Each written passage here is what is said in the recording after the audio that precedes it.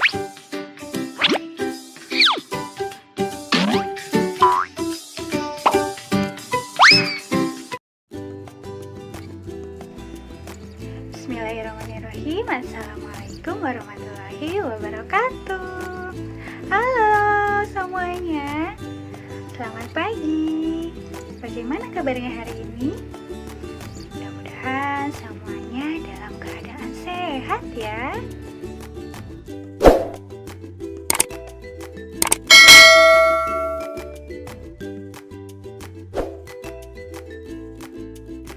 Anak-anak hebat, pada pertemuan kelas 6 kali ini kita akan belajar untuk melanjutkan materi di tema 1 yaitu selamatkan makhluk hidup dan subtema 2 yaitu hewan sahabatku. Pada pertemuan kali ini kita akan melanjutkan ke pembelajaran kedua.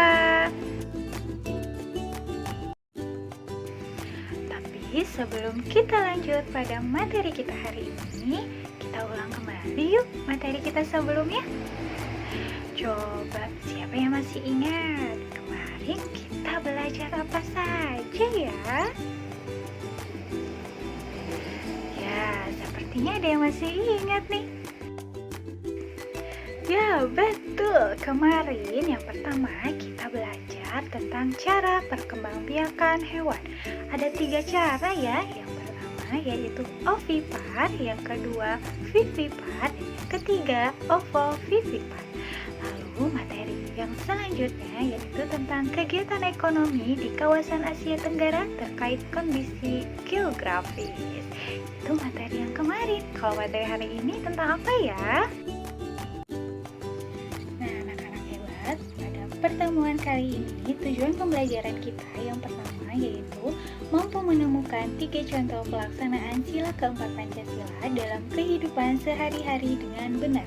Yang kedua, mampu menerapkan 2 kegiatan yang sesuai dengan sila keempat Pancasila dalam kehidupan sehari-hari.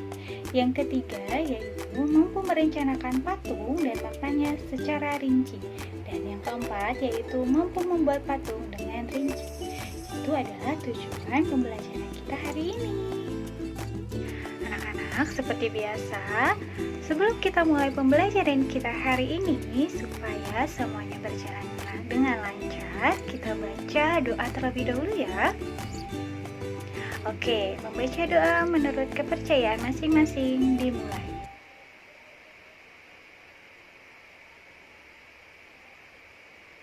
Berdoa selesai. Nah, anak-anak, karena tema kita pada pertemuan kali ini tentang hewan, coba Ibu mau tanya dulu nih, siapa di sini yang suka hewan? Hewan apa aja yang kalian suka? Pasti jawabannya bermacam-macam ya. Ada yang suka kelinci, ada yang suka bebek, ada yang suka kucing. Apakah di sini ada yang suka ayam?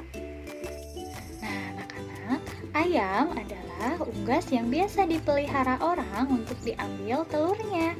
Memelihara ayam diharapkan dapat memberikan penghasilan dan memenuhi kebutuhan pemiliknya seperti kebutuhan telur dan daging. Ayam potong dipelihara untuk dimanfaatkan dagingnya, dan ayam petelur dimanfaatkan untuk diambil telurnya. Pernahkah kamu mengunjungi peternakan ayam? Apa yang kamu rasakan pada saat pergi ke sana? Baik anak-anak, untuk selanjutnya Ibu mau mengajak kalian untuk memahami kembali pengamalan sila dari Pancasila. Tapi sebelum itu kita sebutkan lagi yuk satu persatu bunyi dari Pancasila. Pancasila. 1. Ketuhanan yang Maha Esa. 2. Kemanusiaan yang adil dan beradab. 3. Persatuan Indonesia. 4. Kerakyatan yang dipimpin oleh hikmat kebijaksanaan dalam permusyawaratan perwakilan. 5. Keadilan sosial bagi seluruh rakyat Indonesia. Sekarang kita akan belajar tentang penerapan sila keempat Pancasila. Tapi sebelum itu kita baca dulu yuk teks berikut. Santi sangat sedih. Ayahnya baru saja bercerita bahwa penduduk setempat mengeluhkan keberadaan peternakan ayamnya. Mereka tidak tahan dengan bau yang berasal dari peternakan ayahnya. Santi bingung. Peternakan ayam Santi adalah peternakan keluarga. Usaha dari peternakan dapat menghidupi keluarga dan membiayai sekolahnya. Santi memiliki peternakan ayam petelur. Secara teratur, ia mengirimkan telur ayamnya ke pasar untuk disimpan di salah satu toko di sana. Santi tidak mau peternakan ayamnya digusur. Ia akan berusaha agar penduduk mau menerima keberadaan peternakannya. Apapun yang terjadi, Santi akan membela keluarganya agar peternakannya tetap beroperasi. Berdasarkan bacaan tadi, jawablah pertanyaan-pertanyaan terkait penerapan pengamalan sila keempat Pancasila. Yang pertama, apa pendapatmu tentang sikap Santi? Betul, sikap Santi tidak mengamalkan nilai sila keempat Pancasila karena Santi membuat keputusan yang mementingkan diri sendiri tanpa mementingkan kepentingan penduduk yang lain. Nah, sekarang coba jawab pertanyaan keduanya ya. Apa pendapatmu tentang sikap penduduk? Ya, betul. Sikap penduduk tidak mengamalkan sila keempat Pancasila juga karena keluhannya tidak disampaikan dengan baik sehingga membuat keluarga Santi kebingungan untuk mencari solusi. Untuk soal nomor 3 dan 4 silakan dijawab sendiri ya. Nah, barusan kita sudah menjawab latihan soal mengenai penerapan sila keempat Pancasila, di mana sila keempat ini berbunyi kerakyatan yang dipimpin oleh hikmat kebijaksanaan dan permusyawaratan perwakilan, di mana sila keempat mengandung makna pemerintahan dari rakyat, oleh rakyat dan untuk rakyat dengan cara bermusyawarah untuk mencapai mufakat. Musyawarah adalah suatu upaya bersama dengan sikap rendah hati untuk memecahkan persoalan guna mengambil keputusan bersama dalam menyelesaikan masalah. Nilai yang terkandung pada Pancasila sila keempat diantaranya: yang pertama, mengutamakan kepentingan negara dan masyarakat; yang kedua, tidak memaksakan kehendak; yang ketiga, mengutamakan musyawarah dalam mengambil keputusan untuk kepentingan bersama; yang keempat, menerima dan melaksanakan hasil musyawarah dengan rasa tanggung jawab; dan yang terakhir, melaksanakan musyawarah dengan akal sehat dan sesuai dengan hati nurani yang luhur. Penerapan sila keempat dari sila Pancasila sangat penting dilakukan dalam kehidupan sehari-hari. Kamu mungkin menyaksikan beberapa permasalahan dan akan teratasi saat sila keempat dijalankan. Berikut adalah contoh pelaksanaan sila keempat. Yang pertama, tidak memaksakan keinginan. Kedua, bermusyawarah. Ketiga, mengutamakan kepentingan orang banyak. Dan keempat, menjalankan keputusan yang telah disepakati bersama.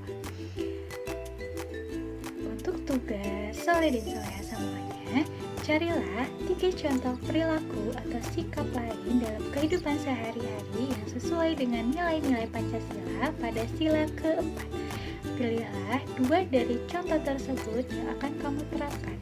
Jelaskan bagaimana kamu akan menerapkannya. Silakan diisi di buku tematik tema 1 kalian pada halaman 77.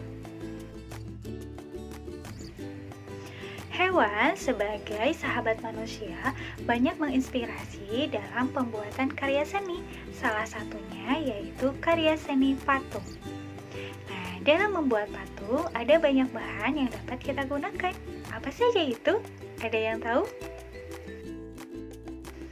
Pembuatan patung disesuaikan dengan bahan yang digunakan. Ada bahan yang berasal dari kayu, batu, sabun, plastisin, tanah liat, dan masih banyak lagi. Teknik pembuatannya pun disesuaikan dengan bahan yang digunakan. Apa saja teknik? pembuatan patung yang dapat kita lakukan? Mari kita pelajari satu persatu. Yang pertama adalah teknik membutsir.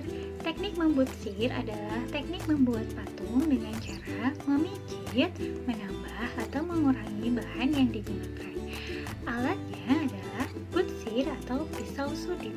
Bahannya adalah tanah liat atau plastisin. Yang kedua, teknik memahat. Teknik memahat adalah teknik mengurangi bahan dengan cara dipahat pada bahan yang digunakan. Alatnya adalah pahat dan palu. Bahan yang digunakan biasanya kayu atau tidak batu. Yang ketiga yaitu teknik mencetak. Teknik mencetak dibedakan menjadi dua jenis, yaitu teknik cetak tuang dan cetak tekan. Pembuatan patung dengan teknik mencetak biasanya menggunakan teknik cetak tuang atau corak.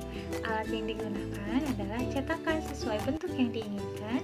Bahannya yaitu semen, gips, fiberglass, atau emas cair. Yang keempat yaitu teknik konstruksi. Teknik konstruksi digunakan dengan cara menyusun atau membangun bahan. Cara menyusunnya dapat dilakukan dengan membuat kerangka terlebih dahulu, direkatkan dengan lem. Alat yang digunakan adalah rangka bangunan atau meja putar. Bahan yang digunakan diantaranya tanah liat, plastisin, semen, atau gips. Pada pertemuan sebelumnya, kamu sudah berlatih untuk membuat model patung sederhana dengan bahan yang kamu miliki. Nah, untuk tugas sekarang, silakan kamu membuat atau melanjutkan tugas kemarin untuk membuat patung dengan teknik yang tadi sudah kita pelajari, dengan teliti dan juga dengan rapi, oke? Untuk hasilnya nanti silakan setorkan atau kirimkan tugas-tugas hari ini kepada guru wali kelas kalian masing-masing. Nah, mungkin itu pembelajaran kita hari ini. Terima kasih sudah belajar dan menyimak pembelajaran hari ini dengan baik.